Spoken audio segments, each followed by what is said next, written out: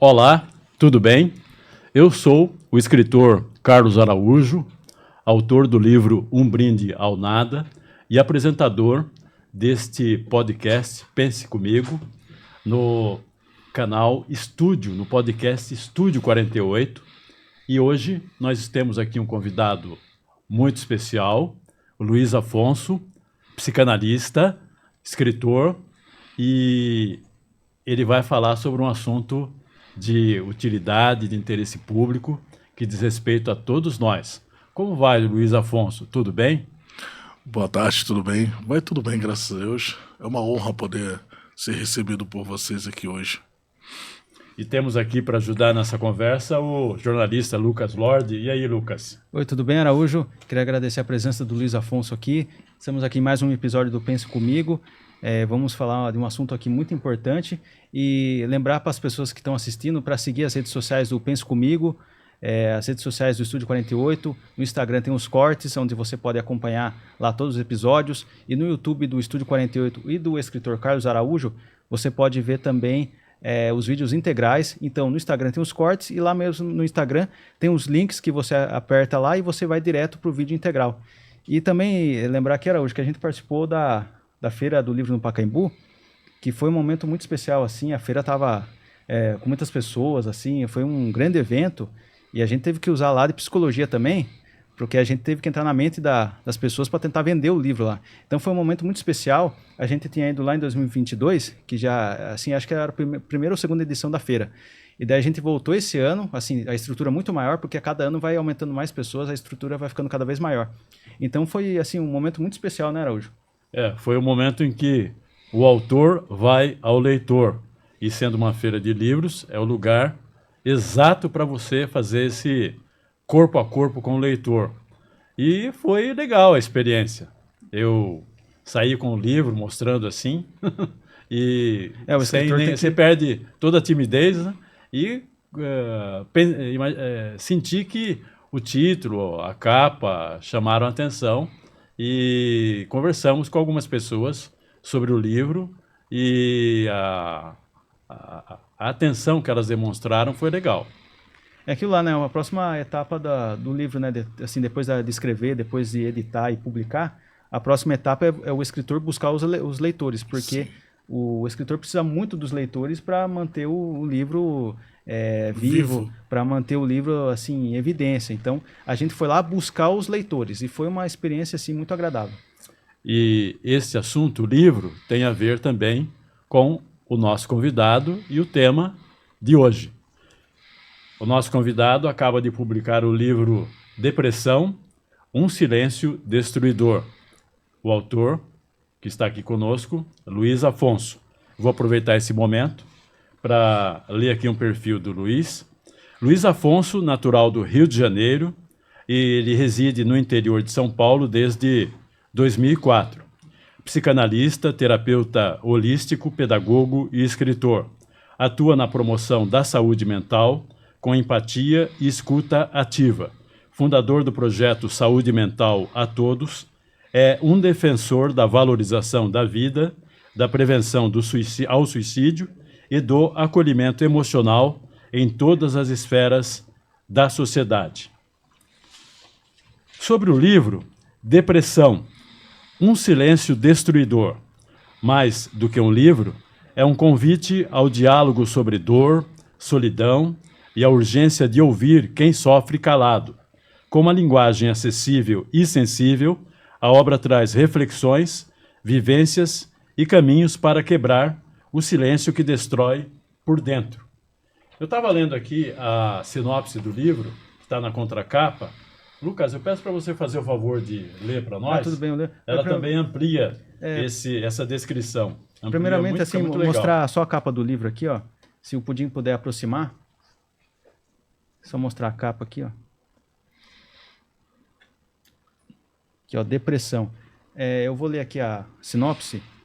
Este livro foi criado com o propósito de iluminar esse tema tão urgente, oferecendo informações claras e embasadas, além de sensibilizar sobre a importância de romper o silêncio que envolve a depressão e o suicídio.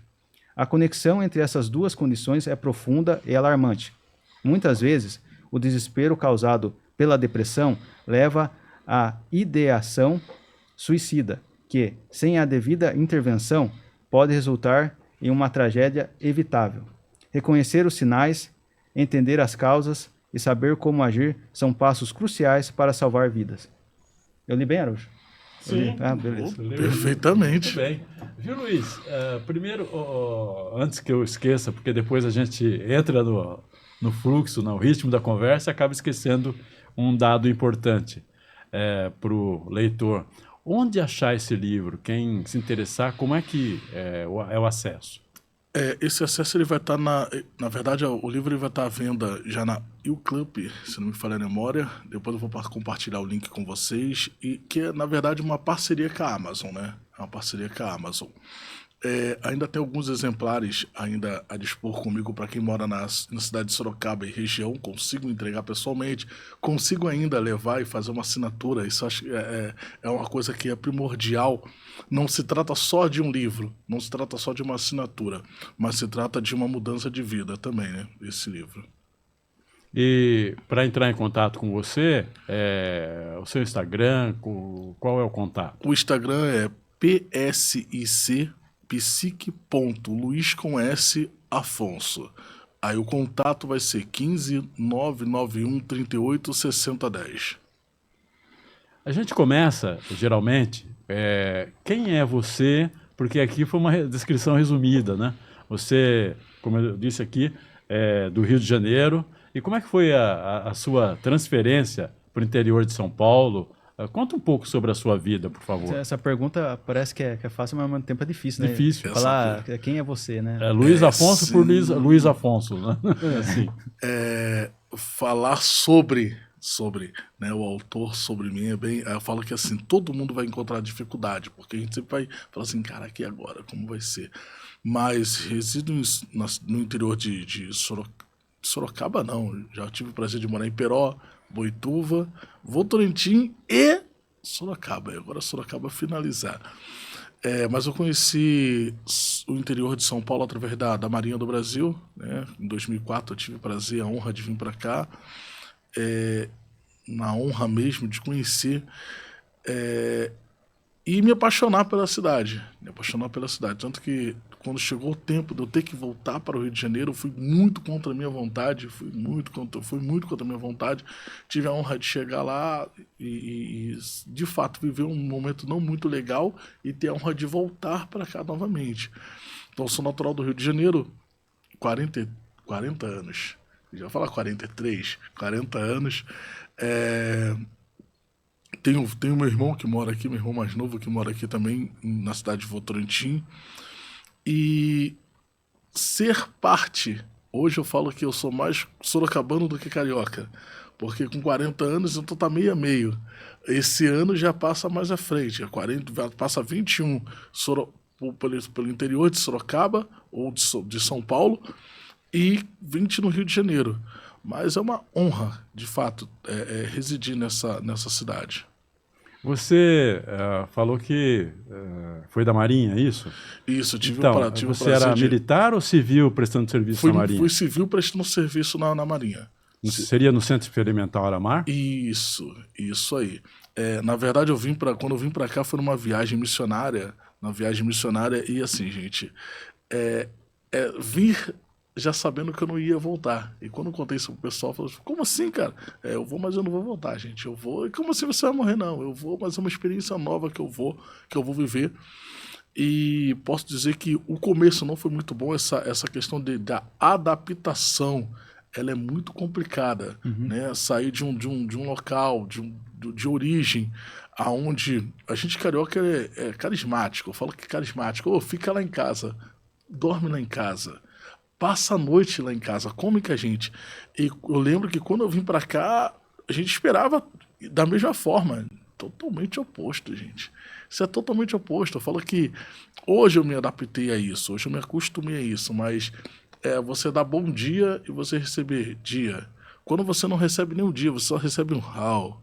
Eu falei, caraca, povo indígena esse negócio, gente. Outra cultura, né? Entendeu? E aí até me acostumar a isso foi bem difícil, foi de fato muito difícil mesmo. Ainda tinha alguns amigos que eram militares aqui, então assim, isso na verdade acomodou bastante para mim decidir ficar. Mas eu posso dizer que assim, os 7 primeiros meses o desejo era todo dia, cara, eu vou voltar para o Rio de Janeiro. Então foi o começo, o início de tudo sempre é difícil. Agora, no que diz respeito ao clima, acho que a adaptação foi fácil, né? Aqui é cidade quente e o Rio é quente também. Assim, aqui chega a ser mais quente que lá? Não, lá é mais quente que aqui. É. Hoje, nesse período que está fazendo agora, a temperatura tá idêntico a quando eu vim morar aqui. Quando eu vim para cá em 2004, estava fazendo menos 2 graus. Então você sofreu com a temperatura. Então naquele primeiro momento você sofreu porque tá muito diferente. Dificultou a adaptação. Sim, e assim, foi que eu falei, existem alguns fatores que me faziam todos os dias querer voltar ao Rio de Janeiro. Eu falei, meu irmão, e o frio era um deles. Eu lembro que eu ficava num local morando, né? Tava morando no local onde todo santo tinha um meliante que ele furtava o fio todo dia. Então já vinha de banho tomado, eu tinha que vir de banho tomado, porque se eu chegasse em casa, já sabia que quando eu chegava em casa já não tinha luz, porque todos os dias, é real, todos os dias, camarada, a pessoa furtava a fiação que conduzia a luz até o local que eu residia. Então eu falei assim, meu irmão, ou o camarada gosta muito de mim, ou ele me odeia demais. E aí eu até brincava, falava assim, putz, era um dos motivos que me faziam querer voltar muito. Eu falei assim, caraca, você não ter essa questão desse acolhimento onde você chega é muito difícil. É muito difícil mesmo, porque já muda essa questão de você estar longe dos seus familiares e amigos que você cresceu de infância. E aí você está fazendo novos amigos. Esse fazer novos amigos é fácil, tranquilo. Mas você agradar a todos, aí é o mais complicado. Viu? E como foi a sua trajetória de vida até a psicanálise e até escrever esse livro, Depressão, que tem uma importância muito grande para o público? Eu conheci a psicanálise em 2010, pelos saudosos Márcia Frati e Rubens Toledo, professores, diretores da ANEP, cujo qual assim, marcaram a minha vida. A psicanálise, ela desconstrói muitas coisas que você acredita que você acreditou crescendo que era o correto, e aí a psicanálise vem e fala assim, não é. Eu vou dar um exemplo. Que a gente cresceu escutando que era errado. Manga com leite. Manga com leite faz mal. E aí você toma uma vitamina de manga com leite e você descobre que não tem nada a ver. Não faz mal, porque a vitamina é só uma lenda. É só uma lenda. E a psicanálise, quando eu conheci a psicanálise através deles, eu falei assim, meu irmão, foi quebrando muitos... Manga com banana também faz mal, a gente cresce aprendendo isso. Aprendendo isso, não passar na frente de um espelho quando tá trovejando, relampeando, até hoje. Que falava assim, deixar o chinelo virado mata a mãe, né?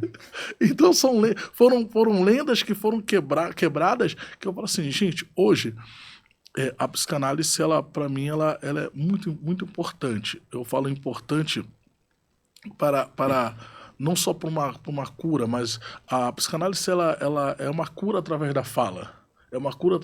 Esse falar, ele é importante. Mas eu posso falar na roda de um bate-papo em alguns lugares? Não. Existem coisas que são segredos.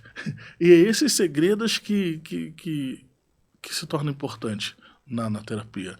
E aí você me falou como foi o desafio de até chegar à etapa do livro. E ano passado, no dia 30 de dezembro, eu já estava montado, já falei com vocês em off, né? Já estava montado um outro e-book já na área de educação, que eu havia escrito.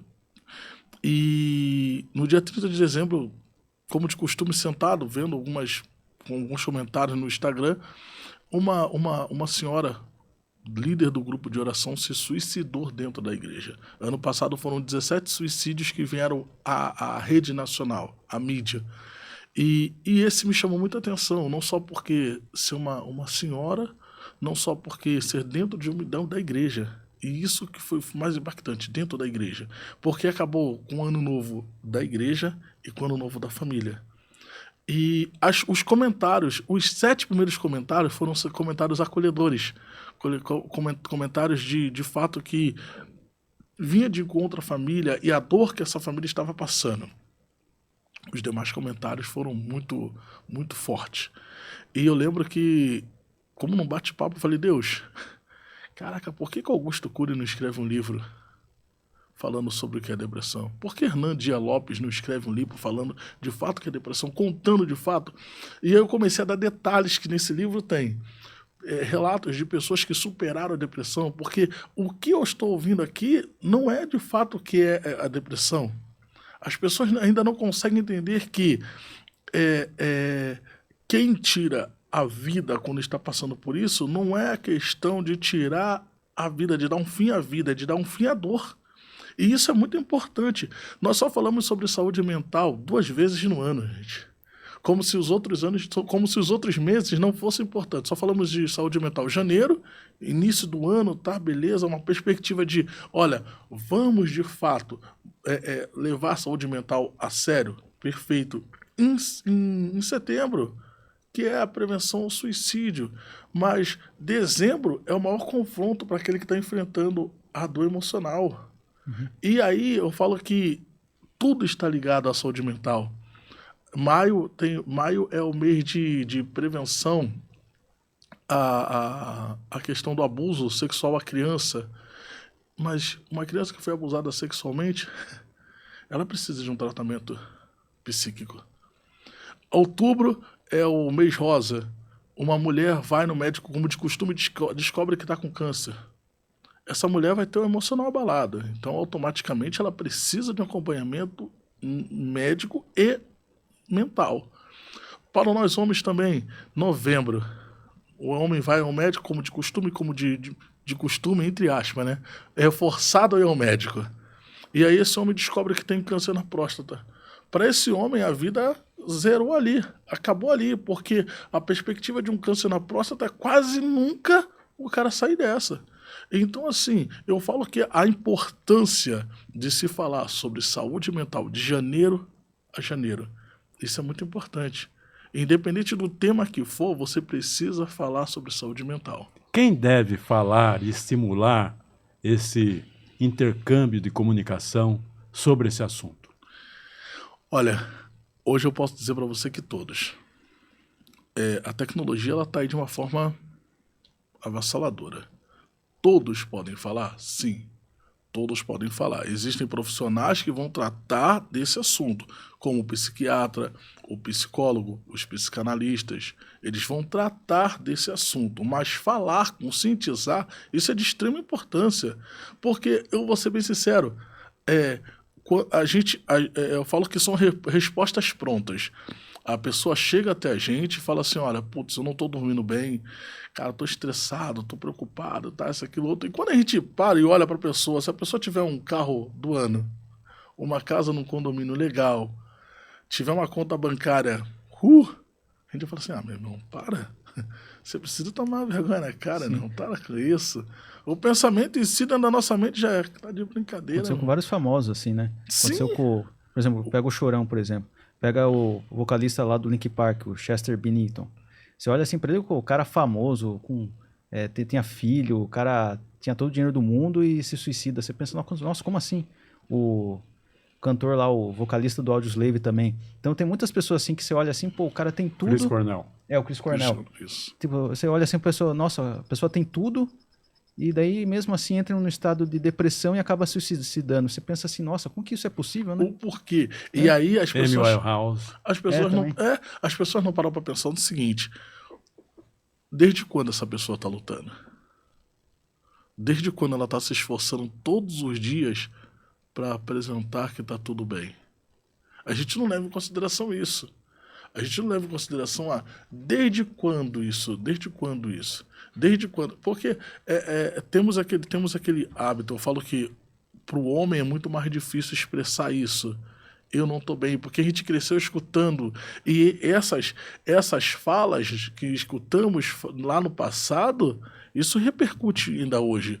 Homem não chora. Que o homem é forte. Porque o homem tem que ser o provedor, o homem não tem que pode encarar os demonstrar problemas de fraqueza. frente, né? E sim, homem não chora. E o pior de tudo é esse. Aí nós crescemos, e enfrentamos lutas e barreiras e falamos assim, pô, não posso chorar, cara, eu não posso demonstrar que eu sou fraco. Eu não posso demonstrar que... Não, tem que... E vamos lá, empurra com a barriga. Empurra com a barriga. E ainda tem aquela questão do preconceito, porque se eu for falar com alguém... E se eu for dizer a alguém, como é que esse alguém vai receber? Como é que esse alguém vai escutar? Putz, então assim, por muitas das vezes, o final, eu falo que o fim se torna isso. O fim geralmente se torna esse, a pessoa chegar ao ponto de não suportar mais a dor que está vivendo todos os dias. Quando a gente fala sobre essa questão de suicídio, a depressão, o suicídio está ligado à depressão, eu costumo dizer que eles andam às vezes de mão dada. E a gente vai falar sobre neurotransmissores, né? E aí sobre a questão do neurotransmissor da alegria, da felicidade, daquele de merecimento. Quando você tem depressão, você já não tem mais esse neurotransmissor. Está zero esse neurotransmissor. É por isso que, às vezes, é importante. A pessoa que começa a tomar medicamento, e eu falo que isso é muito, muito importante, Araújo. Você conhecer o seu amigo, você saber quando o seu amigo não está bem.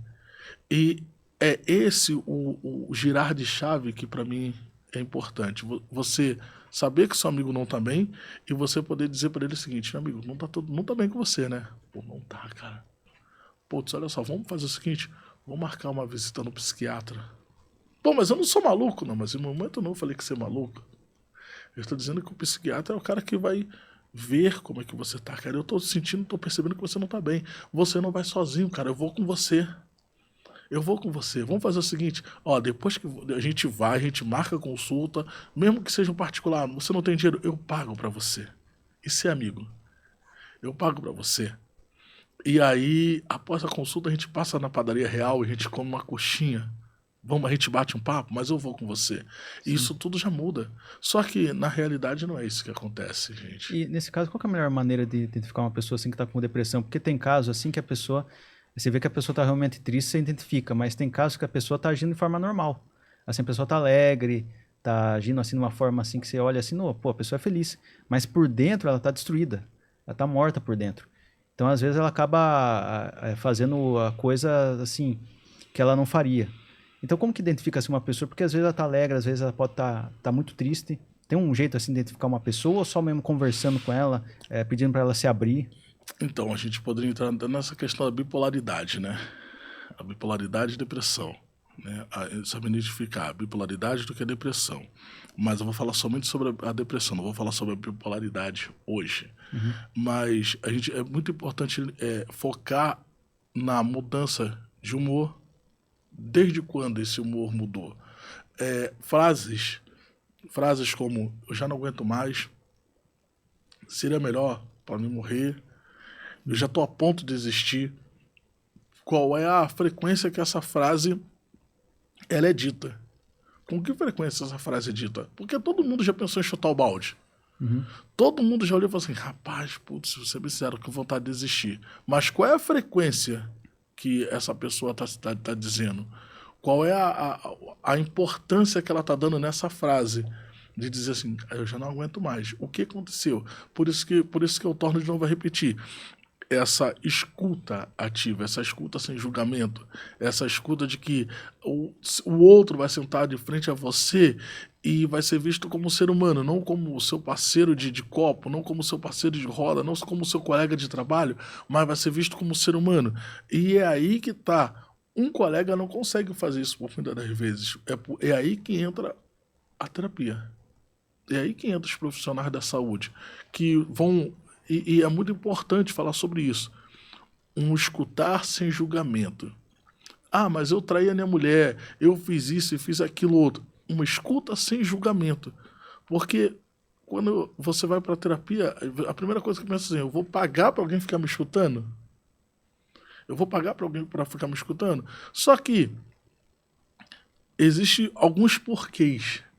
Eu traí a minha mulher, tá? Você traiu a sua mulher por quê? O que isso deu? O que te levou a fazer isso? A sua esposa, como que é? E aí você começa a ver que a questão não está ali só presa numa traição, está presa numa coisa lá atrás. Lá atrás. Aí a gente começa a ver como que... E aí eu falo, putz, como que era o seu relacionamento com seu pai, com a sua mãe? Como foi o seu relacionamento com os outros?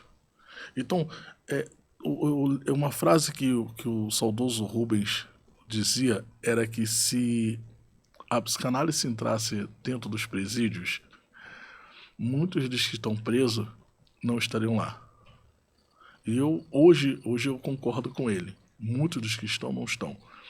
Ninguém nasce com o desejo de ser ruim. Ninguém nasce com o desejo de ser ruim. Por mais que você fale, eu sou vítima da sociedade. Jean Paul Sartre vai dizer uma frase que para mim ela é o marco de tudo. De tudo, para tudo. Em algumas coisas. Não é o que fizeram a você, mas o que você faz com o que fizeram a você. Porque fica muito fácil, gente. Meu pai e minha mãe foi ruim comigo. Pá, perfeito. Mas até quando você vai ficar carregando essa questão? Até quando a culpa vai ser do seu pai, da sua mãe?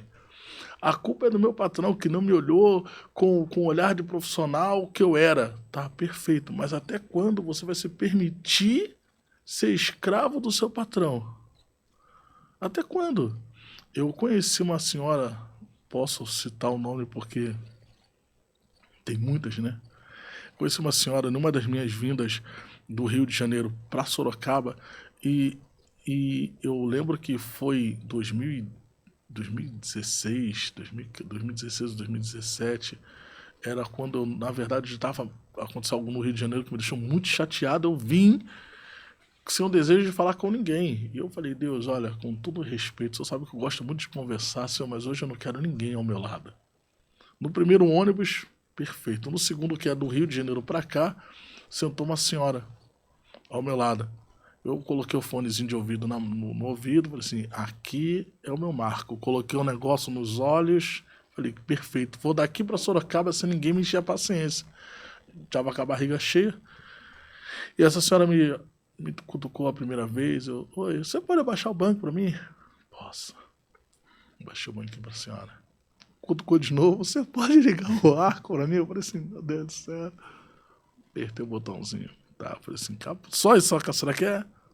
Só isso. Falei, perfeito, então maravilha. Aí ela me cutucou de novo. O que a senhora quer? Meu filho, eu tô com o coração tão angustiado, eu tô indo pra uma cidade, tá? E eu não sei como que vai ser lá e queria muito conversar. Aí eu dei duas suspiradas e tá. Eu falei, tá. A senhora pode falar então, o que a senhora quer falar? Eu não sei por onde começar. Eu começo do início. A mulher tinha 69 anos, gente. Foi a maior loucura que eu fiz na minha vida, falar para ela começar do início. Essa senhora ela começou a dizer que ela foi violentada pelo pai dos 5 anos de idade até os 16 anos de idade. Essa senhora ela casou 5 vezes. Os 4 primeiros maridos dela eram agressivos, abusadores. O último foi o maior alcoólatra que ela já conheceu na face da terra. Agredia ela sem pena. Perfeito. E eu falei assim, rapaz, meu Deus do céu. Que história, hein? Nossa. E aí ela falou assim, mas tá bom. Eu já tenho artrite, artrose, bico de papagaio, já tenho tudo, já tô perto da morte já. E eu lembro de uma fala que eu disse pra ela que pra mim também é importante mais. Não morra antes da morte chegar. Não morra antes da morte chegar. A vida tá aí. A senhora ainda tem 89, ainda tem mais uns anos aí pela frente ainda.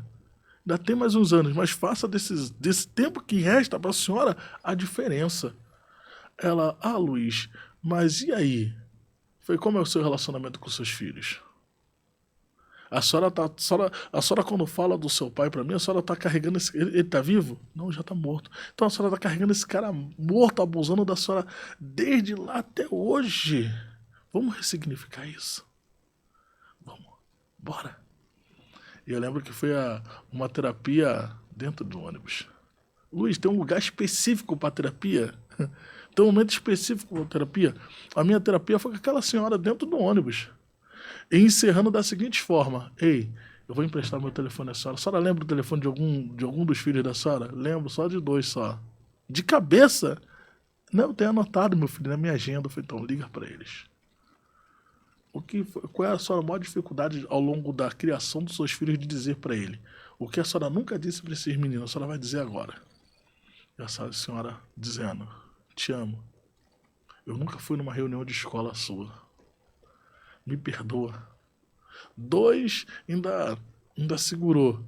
Mas o terceiro, que era o mais velho, abraçou tudo aquilo. Mãe, eu te amo. Chorando do outro lado. Mãe, onde a senhora está agora? Meu filho, eu tô indo para Sorocaba. Mãe, eu vou te buscar na rodoviária. E aí, tá... Eu não queria aparecer. Deixei ela, fui pro outro lado. Ela, não, fica aqui, eu quero te apresentar meu filho. Eu falei, não... Diz pro seu filho como que sou eu e tá bom. Fui pro outro lado e fiquei olhando. Falei, vai que o cara não vem, bate na senhorinha. Eu vou ficar daqui olhando de longe, fiquei olhando, tá? E eu posso dizer que para ela a vida começou aos 89 anos. A psicanálise fez com que a vida dessa mulher começasse aos 89 anos. Perdoar não é esquecer, é lembrar sem sentir dor. Nós sempre vamos lembrar do que aconteceu. A questão toda é, promove a mesma dor? A Bíblia vai dizer algo muito interessante, o profeta vai dizer algo muito interessante que para mim me faz lembrar muito sobre isso. Quero trazer a memória que vai me dar esperança. E aí, quando você traz à memória o que não te dá esperança, o que não te dá força, o que te traz dor, você revive tudo aquilo de novo. E vira um loop assim eterno. Você fica revivendo. Sim, porque o nosso cérebro não consegue distinguir do que é verdade e mentira, passado, presente e futuro. Ele não consegue. E aí você vive tudo de novo. E aí a escolha, eu falo muito sobre isso, é escolha. Escolher não viver mais a minha dor ou escolher repetir todos os dias ela. Ah, eu sei que, poxa, ontem eu fracassei, ontem eu dei mole, ontem eu não fui um bom esposo, ontem eu não fui um bom pai, ontem eu não fui um bom marido, ontem eu não fui um bom amigo. Perfeito, e hoje? Nessa história que você acaba de contar, a leitura que eu faço é com a sua generosidade em atender, em acolher esta senhora, você estimulou a fazer uma atitude transformadora em favor dela própria, Sim. o que acabou dando um resultado ótimo para ela. Você mudou a vida dela, né? Sim, e assim, o que eu aconselho ela, nesse meio tempo, eu aconselho ela foi o seguinte, ó, eu até brinco muito sobre isso, falo, gente, ó, terapia não é miojo. Às vezes as pessoas acham que em 3 sessões está tudo resolvido, não tá. Você vai chegar no fundo do poço, na água da salsicha. Em 3 sessões, algumas coisas vão começar a acontecer e você vai falar, caraca, olha, tá funcionando. Só que, tá bom demais. Não preciso mais da terapia. Posso dar um tempo. Tá chegando o final do ano, então eu não vou focar na terapia ao invés de... Não, tá chegando o aniversário da minha tia. Então, às vezes, prioridade e necessidade. Qual é a necessidade? Qual é a sua prioridade? Então, às vezes, eu falei até com ela, falei, olha, a senhora precisa colocar como prioridade. É o final da sua vida, é o fim da sua vida, mas viva com intensidade. Então, gire a chave. Existem coisas que a senhora ainda precisa perdoar. Eu só, em 8 horas de viagem, eu não fui tão a fundo com a senhora. Mas assim, a senhora procura um psicólogo, procura uma psicóloga onde você se sinta à vontade para falar. Procura um profissional para onde a senhora se sinta à vontade. E esse, Araújo, é o ponto principal. Você acha que, tomando ainda por base essa história que você acaba de contar, será que pessoas que chegam a um limite e dá tudo errado, muitas vezes em tragédia, é porque não procuraram ajuda ou não encontraram, às vezes por acaso, alguém com generosidade, entendimento e capacidade de acolhimento suficientes para mudar essa chave? Sim. Ou também pode entrar naquela história assim também, a pessoa não quis procurar uma ajuda com medo do que as pessoas iam achar. Que nem eu teve Julgamento. o julgamento das pessoas, que nem teve uma época assim que eu me consultei com a psicóloga, em 2 momentos da minha vida. E naquela época assim eu tinha medo de falar para as pessoas, me consultei com a psicóloga. Assim, eu homem, né? Porque as pessoas vão pensar, vão achar que é frescura minha. Então até eu ia pra psicóloga assim, meio que escondido. Tomara que ninguém me veja indo pra psicóloga, que vão achar, né? Vão achar que eu sou fraco, não sei o quê. Então acho que tem muito isso também, o julgamento das Sim. pessoas que fazem elas não procurar. Porque elas vão achar que, puta, eu sou fraco, preciso de um psicólogo. Então isso que impede também as pessoas de procurar ajuda, né? No momento que elas precisam. Essa aceitação do outro sempre fez parte da nossa vida. Essa aceitação do outro sempre fez parte da nossa vida. Como é que o outro vai... Como é que eu vou me apresentar ao outro? Então, assim, isso sempre fez parte da nossa vida. E quando a gente fala sobre essa dor que o outro está sentindo e esse buscar ajuda, eu imagino o seguinte, depois eu fiquei pensando comigo mesmo, falei, rapaz, essa senhora fez muito mais... essa senhora fez muito mais bem para mim do que eu fiz bem para ela. Do que eu fiz bem a ela. Porque no momento em que a gente começou ali, eu ria e o ônibus estava vazio, gente. A minha sorte foi que nesse dia o ônibus estava vazio. O ônibus não estava cheio. Tinha 5 pessoas só no ônibus. 3 pessoas na frente e a gente já perto, próximo do banheiro. Então, assim, de tantos lugares para essa senhora sentar, ela decidiu sentar no lugar dela, na poltrona dela. Eu pensei em sair da minha poltrona? Pensei em sair da minha poltrona. 2 vezes eu pensei, meu irmão, vai meter o pé, eu vou lá para o outro. Mas, assim, esse decidir ficar, decidir escutar e decidir ser um diferencial para a vida de alguém faz muita diferença. E aí volta de novo aquela questão. Em momento nenhum eu botei culpa em ninguém. Em momento nenhum. Colocar culpa, a culpa é sua. Uma criança que foi vítima de um abuso sexual, a culpa é sua por conta da roupa que você usava. A culpa foi sua porque você... Não. A culpa foi do meu pai porque... Ei, eu não conheci seu pai. Eu não sei como que seu pai era.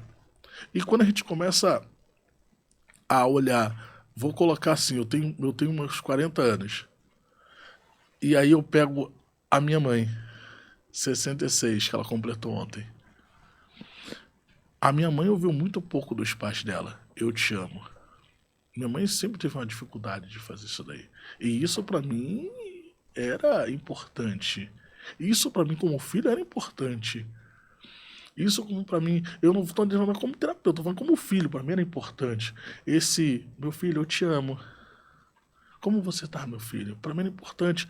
Mas até eu entender que minha mãe não teve isso, demorou muito. Minha mãe não teve um eu te amo, vem aqui, tá? Mas e aí, como que eram os pais? Quando a gente começa a puxar o seguinte... Não é árvore genealógica, eu tô falando assim, como que eram os pais da minha mãe? Não receberam isso. A minha avó, a avó dela vinha da escravidão. Meu avô, ele trabalhava de segunda a segunda. Então, e aí? Para eles, no pensamento do meu avô, carinho era alimento na mesa. Para minha avó era, você está fazendo essas coisas? Tá bom, perfeito, maravilha. Então era totalmente oposto. E é o que eu falo hoje. Hoje, entende-se carinho também de uma forma totalmente diferente. Onde eu posso deixar o meu filho fazer tudo sem dar limite. Eu escuto muito essa frase. Para mim, essa frase ela é muito, muito errônea. Amor incondicional. O que é amor incondicional? É amar sem impor limite. Tudo tem limite. Tudo tem limite.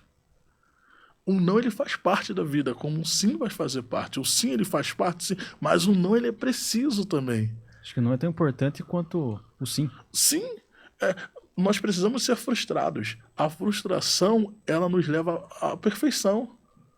A frustração não nos leva à perfeição. Escrever um livro foi... antes de virar um livro físico, era um e-book. Era um e-book. O meu projeto era só ser um e-book. Atingiu o nível de pessoas que eu queria que atingisse? Atingiu. Legal. Teve um nível de venda legal. Eu falei, caraca, poderia ser melhor. Aí um amigo falou assim, cara, torna um livro físico, porque eu gosto de ler, eu gosto de sentir o cheiro do livro. Eu falei assim, tá doido, meu irmão, você vai ter um custo muito maior, vai ter um gasto maior. Não, torna livro físico, você vai ver que isso vai ser muito impactante na sua vida, isso vai ser um marco na tua vida. E aí que tá. O livro físico ainda tem um valor cultural, de prestígio, ainda é importante. Sim, e vai continuar por muito tempo, assim. Acho que nunca vai acabar o livro físico. Sim, isso Apesar é importante. Apesar do e-book hoje ter aumentado muito, assim, o alcance, assim, tem até ferramenta assim que você muda o tamanho da fonte, a cor da letra, tudo, mas o livro físico ainda vai continuar aí para sempre. Aquele escritor italiano, Umberto Eco, perguntaram a ele, pouco antes dele morrer, qual seria o destino do livro físico, impresso, tendo em vista o crescimento do digital. Ele falou, dificilmente um hábito de 5 séculos vai acabar assim de repente. Sim. E ele tinha razão. Sim. E a gente coloca o seguinte, eu posso colocar o seguinte, eu tenho livros lá que são muito velhos, mas eu tenho um carinho enorme, eu tenho cuidado com aquele livro. E é diferente, o livro digital você carrega no celular, para onde eu quiser, da forma que eu quiser. Então eu falo que a importância do livro físico real saber a importância do livro físico se faz importante para essa geração de hoje. Uhum. E também o livro físico, assim, aquele lá você pode colocar na estante, você pode levar com você, você pode mostrar para outra pessoa, então tem aquela importância, assim, do papel, e daí, às vezes, o livro e-book, às vezes está no seu celular, mas está escondido lá, tipo, você não está mostrando, assim, não está aparecendo na sua estante. Então, o livro físico é muito importante. Então, vai ultrapassando séculos. Assim, nunca vai acabar. Sim. Agora, por que, como explicar o fato de pessoas famosas, ricas, assim, que são admiradas, têm sucesso e, de repente, sofrem depressão? Por quê? Dinheiro não resolve o problema da depressão? Você Aí, falou uma então, coisa. você ainda tem, inclusive, fica com aquela reação. Como é que você... O que é isso? Você está brincando?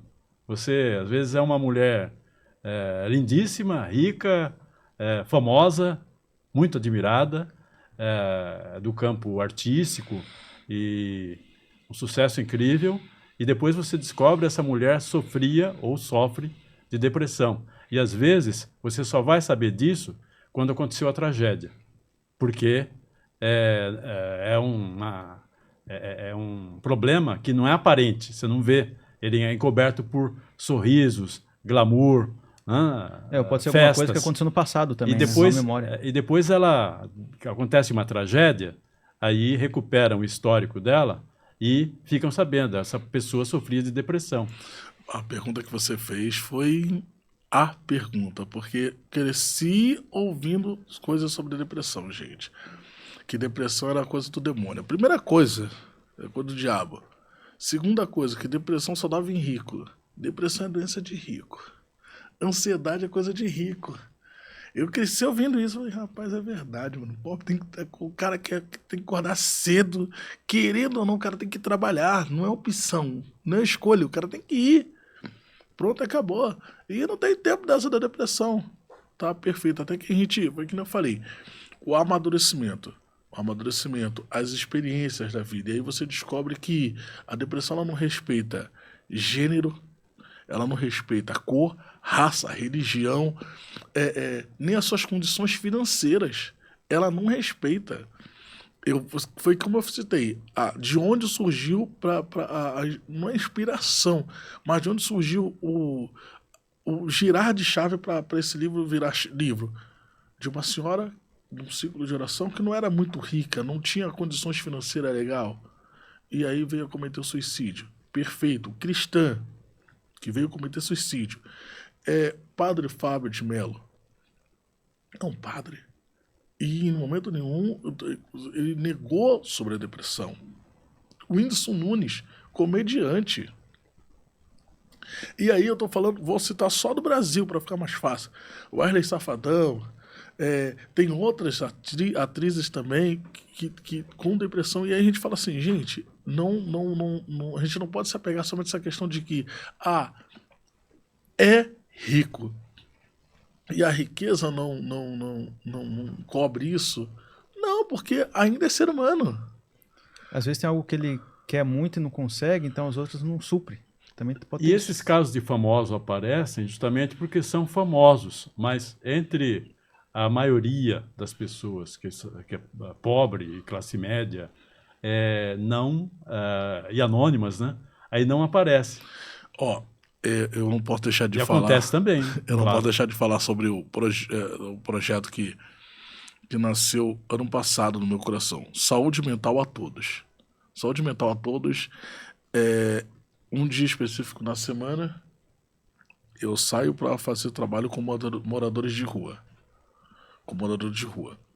Trabalho com moradores de rua desde 2002. Então, tem uma bagagem.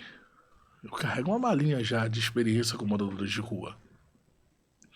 Até o dia de hoje, são 47 moradores de rua, 47 pessoas que vivem em situação de rua que teve a vida restaurada. 47.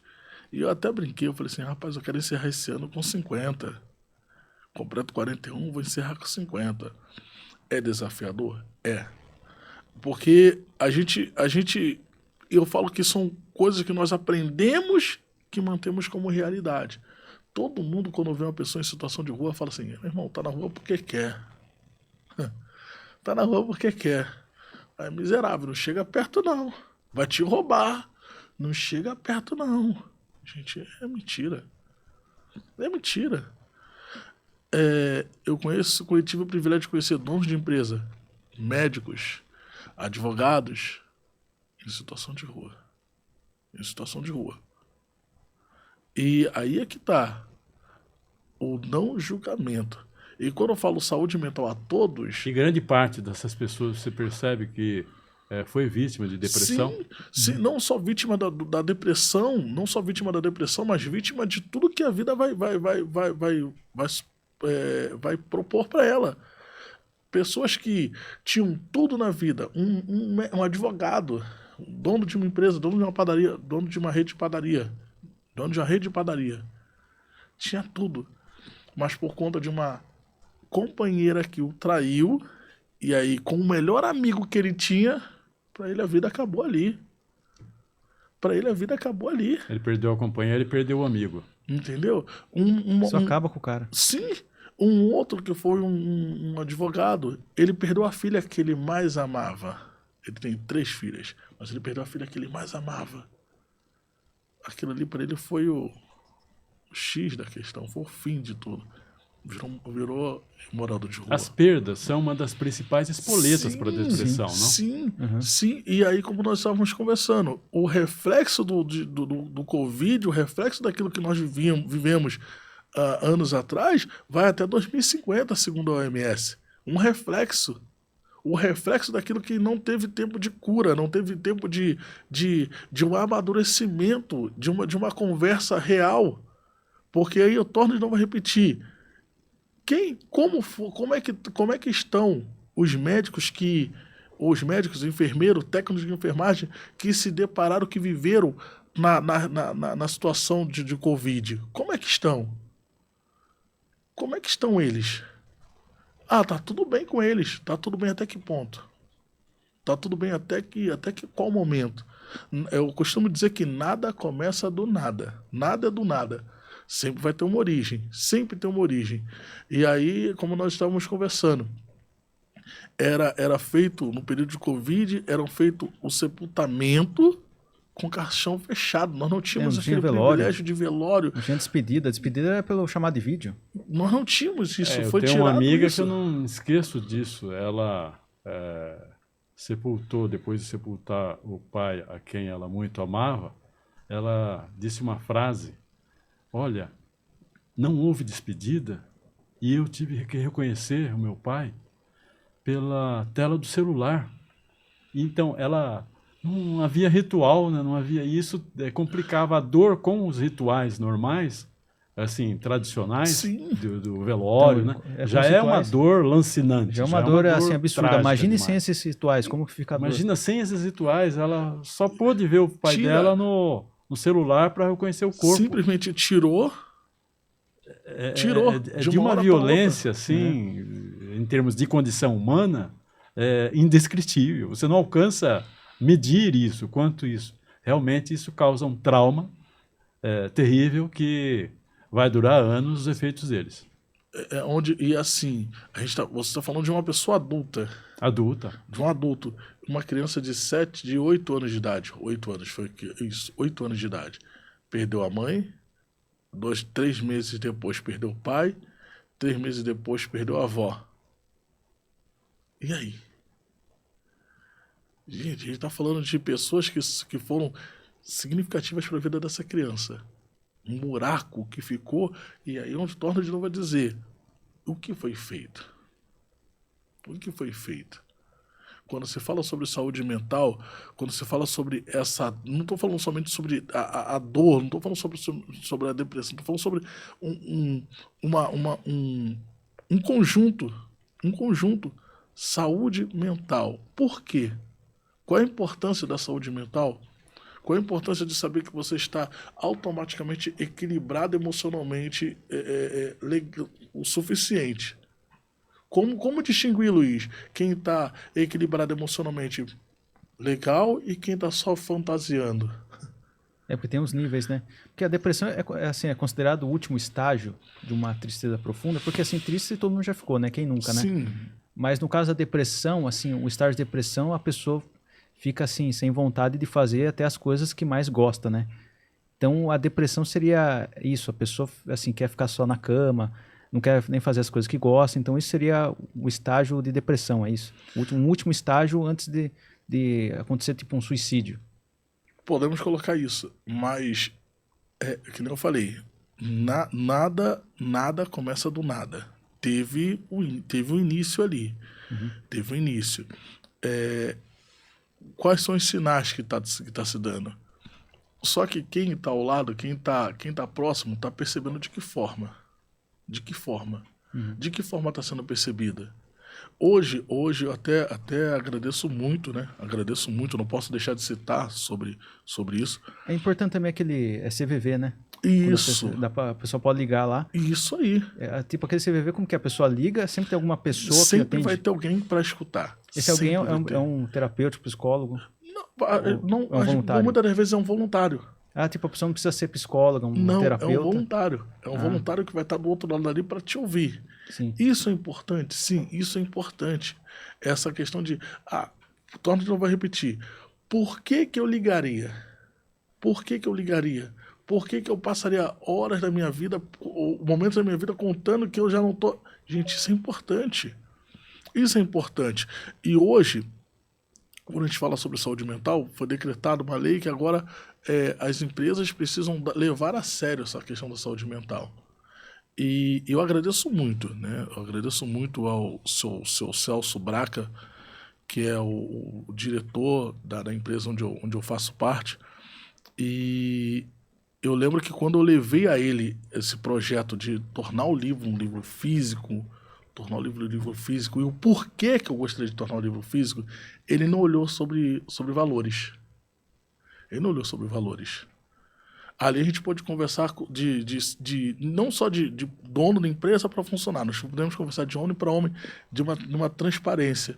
E ali ele contou relatos ali de experiências que ele já viveu, de momentos que ele viveu, e ele falou assim, Luiz, eu vou abraçar a sua causa. Eu vou abraçar a sua causa. E aí é que tá. Até onde um funcionário ele tem essa liberdade de chegar para expor pro patrão, pro dono da empresa, que não está bem. Isso em qualquer área. Isso nós citamos sobre a questão da segurança pública, e isso é muito importante dizer, até onde um soldado que perdeu o pai, perdeu a mãe, perdeu a namorada, perdeu o cachorro. Luiz, você está dizendo que a perda de um animal, de um simples animal, pode resultar numa... Sim. Sim. Você tinha um carinho pelo seu pet. Porque os animais são tratados como família mesmo. Sim, você tinha um como carinho. Um filho, assim, um cachorro é como um filho. Entendeu? Então, assim, e aí você perde... E aí? Como que fica? Você citou a questão da depressão derivada de várias causas entre os profissionais de saúde. Agora citou os agentes de segurança, né? E existem, ou seja, toda atividade tem pessoas sujeitas a esse tipo de problema. Toda atividade com as consequências, específicas da atividade. Agora, essas pessoas que têm esses problemas ligados à depressão, elas cuidam de pessoas também, né? Então, aí há um agravamento e uma transferência também que prejudica a qualidade, inclusive, do serviço prestado. Se uma pessoa está com um problema de saúde mental, se ela está depressiva e ela tem que ajudar a outra, como é que ela vai fazer isso? Olha, antes do Covid, né, antes do Covid, quem atendia o militar era alguém da instituição. Eu tive o prazer de conhecer alguns comandantes da Polícia Militar, da Polícia Militar de cidade e região, e num dos encontros um comandante me falou algo que para mim marcou a minha vida. Falou: Luiz, no que se trata dos militares mulheres, pedir ajuda é muito maior do que os militares homens. E eu falei assim, pô, mas... E aí eu coloquei o ponto, mas ainda continua sendo o militar que está tratando do militar? Não, Luiz. Hoje existe a chamada por vídeo, então a terapia ela online, isso ajuda muito, tá? Porque você pode fazer aonde você estiver, aonde você está, você pode fazer a terapia. A terapia online é uma empresa especializada com terapeutas profissionais qualificados para isso, que atende quem é um militar. Então a gente volta de novo àquele ponto. O porquê se procurar terapia, né? Até onde é importante se procurar terapia. Porque voltamos de novo aí um ponto chama outro. Aquilo. Poxa, quem é que vai... E se alguém me ver? Se alguém souber que eu estou fazendo terapia? Então hoje você está fazendo online, ninguém precisa saber. Eu não vou postar nas minhas redes sociais: ah, Luiz, você faz terapia? Sim, eu faço terapia. Luiz, você é terapeuta holístico, você toma qual? Você faz alguma... Eu tomo um floral de bar, que é excelente. Excelente. Que traz um resultado fora do comum para mim e para outras pessoas. E aí eu falo assim, qual é a necessidade? Para mim se torna necessidade, para mim se torna especial esse momento, para mim se torna importante esse momento. As pessoas elas precisam entender isso. Preciso cuidar da saúde emocional da mesma forma como eu escovo os meus dentes, como eu penteio o meu cabelo.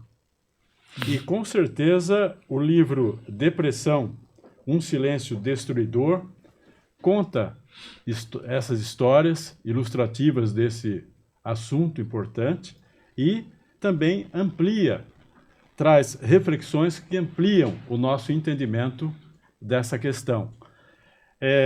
Como toda atividade nossa é interrompida pelo tempo, né? Então eu vou, nesse momento, pedir, por favor, que você se dirija ao público nosso para fazer suas despedidas. Novamente eu agradeço aos meus amigos, né, pelo esse convite, em especial ao meu amigo Pita, que foi quem fez toda a ponte até chegar a conhecer o meu amigo Araújo, escritor também. Então eu sou muito agradecido pela oportunidade de estar aqui nesse momento aqui, compartilhando com vocês não somente sobre pontos do livro, mas pontos sobre a saúde emocional. Então eu agradeço a todos vocês que assistiram até aqui. E quem quiser te procurar, a gente falou sobre o seu Instagram, poderia repetir, por favor? Claro, repito. O Instagram é psic.luiz.afonso. O celular é 15991386010. Atendo desde criança, a partir dos 8 anos de idade, até o idoso, tá? Isso daí é uma coisa que é para todos, de fato. Lucas, e você, aprendeu? Aprendi muito aqui, Foi uma aula, assunto muito importante, muito necessário. Saúde mental aí é um dos principais assuntos que todos devem se envolver e todos devem aprender. Inclusive o Pita é meu tio. É, grande Pita. Grande Pita. É um grande fotógrafo, tudo. Queria agradecer o Luiz Afonso pela presença, agradecer toda a equipe do Estúdio 48, aqui mais um episódio do Pense Comigo, e lembrando, para você que está assistindo, seguir as redes do Pense Comigo no Instagram, seguir as redes do Estúdio 48, YouTube do Pense Comigo, do Estúdio 48, do escritor Carlos Araújo, que todos os vídeos, os cortes vão estar nas redes. Muito obrigado pela audiência, até o próximo programa do Pense Comigo. E eu também rendo os meus agradecimentos ao grande Epitácio Pessoa, o Pita, amigo de todos nós, com quem trabalhei em São Paulo, eu como repórter, ele como fotojornalista. Nós dois formávamos uma boa equipe e fizemos boas reportagens juntos. Eu agradeço a ele porque foi por meio dele, que nós conhecemos o Luiz Afonso, esse escritor, psicanalista, que fez a gentileza de atender ao nosso convite e realizamos esta conversa. Espero que ela tenha contribuído para você também refletir sobre a depressão e muito obrigado pela sua atenção. Até a próxima edição deste Pense Comigo. Obrigado.